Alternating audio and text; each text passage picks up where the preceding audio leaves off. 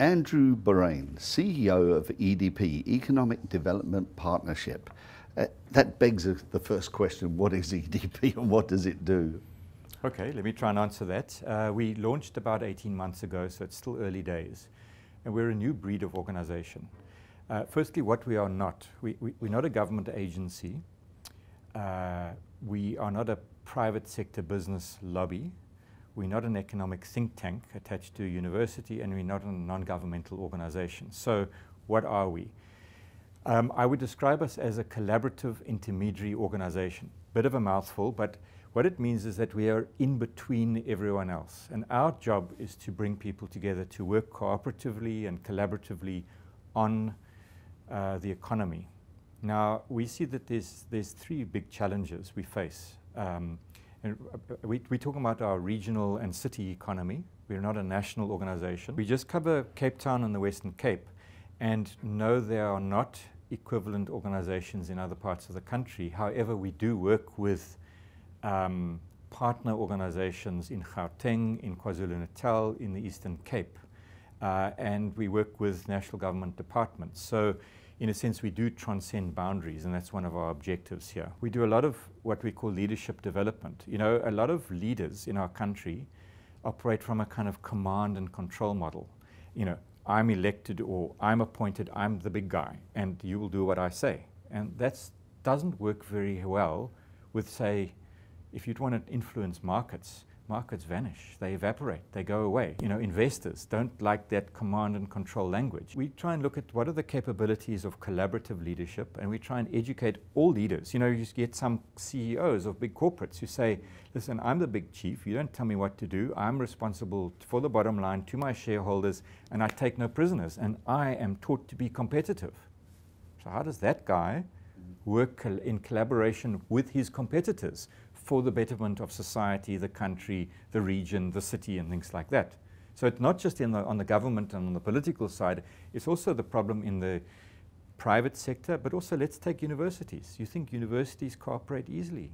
They compete like mad for funds, for students, for lecturers, for writing in journals and all that sort of thing. So again, a lot of our work is around educating leaders to be more collaborative. Let's look at one particular sector, which is an extremely important one in the Western Cape, the agricultural sector. Now that is let us say, a very prominent problem. How are you involved in that, or are you involved?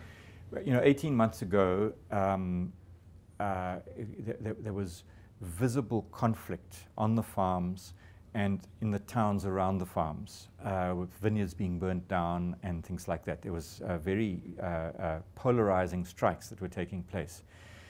So, which was devastating to the future of the agricultural sector, because there was no certainty. Now, firstly, we had to understand the causes of that. And the causes are, for example, in the last 10 years, in the last decade, 100,000 farm workers have lost their jobs through mechanization, through consolidation of farms. You know, the big guys are buying out the small guys, and then farm workers are put off the farm. So it's a grave social problem. So what we did in terms of trying to help people find each other again, whether you're on the farmer side, the producer side, the farm worker, the farm laborer, trade union, community-based organization side, faith-based organization, which are very active in rural areas. So we set up a process. We called together a steering committee of some of the sort of main protagonists. We didn't necessarily get everyone on board, but we tried to get as many organizations as possible that have a sort of vested interest, both from the private sector, from labor, and from government.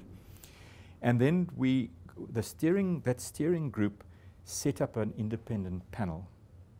And that panel then, of 7 people, met with over 50 of the key stakeholders on a bilateral basis. Because if you come from a conflict situation and you plonk everyone in a room, you get grandstanding, you get people tearing each other's eyes out, you get walkouts, you know, on all sides, you know. So what the panel did is that it just met with everyone one-on-one and said, where's agriculture going? What's the future of agriculture? Can we work together? What are the differences? You know, so everyone has their own story, and it wasn't saying you right and you wrong. It just says tell us. Now, for the outsider looking in, there seems to be very little progress in that particular area. Before we leave this area, do you believe there is progress being made as a result of your actions? Well, I think that you know, the first thing you've got to address is attitudes and behavior. And I think that I don't want to claim any easy victory here, but I think we have perhaps moderated behavior. Having said that, tomorrow something could break out. If there's a particular tension, someone gets killed on a farm or someone gets, you know, whatever, these things happen. And so I don't want to say that we have, and our job wasn't to kind of pacify per se. That, you know, that's not our role. Our role is to try and help people tell their stories to each other in a language that the different sides can actually understand. Well, it's a scary thing. I mean, we had a situation recently where we looked at the milk price, and the farmer gets maybe R4.20 for a litre of milk, and he's got to feed the cow, breed the cow, do all sorts of things. And pay the worker. And pay the worker. Yeah. And at the end of the day, you're paying R12 for your milk. Now, who gets... That's well, isn't that the real crux of the problem? Well, it is. I mean, we've got we have an intensely consumer-driven society, and consumers are very sensitive to price. And so, of course, whether it's the local retailers, we can pay Woolworths. No one's going to say, "Well, I'm going to put my prices up." Stuff you consumers, they live by consumer demand, and it's not just prices, but you know, consumers in Europe say, "Well, we've done research. Next year, they want." You know, a particular orange with only 2 pips in it, not 4. So genetically modify your stuff, and by next season, we want a different product. And if you can't do it, we'll go to the New Zealanders or the Chileans. So it's intensely competitive. So the farmers are sitting on a hiding to none, and the farm workers are also sitting on a hiding to none. So it's a lose-lose situation. And, you know, we can fight in the short term about wages, but actually, and living conditions and human rights on farms and things like that, absolutely correct. But that's not the long-term solution for agriculture. Keeping in mind that you're a new baby on the block, what have you achieved so far? Well, I'd point to the early success around the agricultural intervention. We called it the future of agriculture and the rural economy, the FAIR process. And right now we're actually filming a case study of that so that we can learn, because again, we didn't achieve everything, but we achieved some things, and we want to learn, well, could we have done something better? I think we're making huge progress in a relatively short space of time of bringing everyone together around innovation. We've got a well-designed capital project, which is called our Partnership Exchange, which is really where we demonstrate the methodology and practice of partnering to all the other well-designed projects, and there's 470 of them. So these are quite short-term things, and we call them proof of concept projects, showing people that partnering is a better way to go than sort of blind competition or unhealthy competition. And the future, does that hold good? Are people coming to you of their own free will and saying, Andrew, we need some assistance in this area? I've noticed it since the beginning of this year. You know, last year was very much startup phase, getting our name known, people saying a bit skeptically, what value are you going to add? What difference are you going to make that we can't do ourselves? And you've got to show, you've got to demonstrate, and it does take time and effort. And, you know, also in a highly charged, highly divided society, boy, you know, collaboration can fail more often than not. So sometimes we set ourselves up for failure.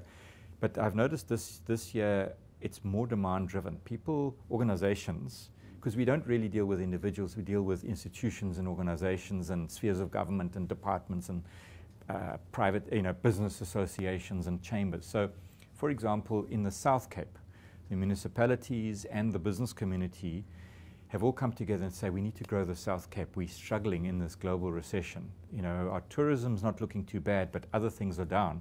Businesses are closing on the Garden Route. How do we work together? Because at the moment you've got kind of perhaps George competing with NISDA, competing with Plet. Oudtshoorn wants to build their own airport, but George has already got an airport. So it's kind of parochialism. So how do we help people see beyond their boundaries at the local level? So they've come to us and said, how do we set up a South Cape business partnership?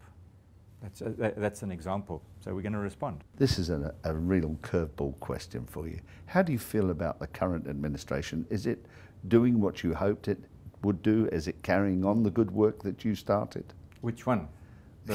Well, yes. National, provincial, or yeah. local? Yeah, well, that's the conundrum, I've worked at all isn't three it? spheres of government. Let's take all three of them. Are they performing as you would have hoped?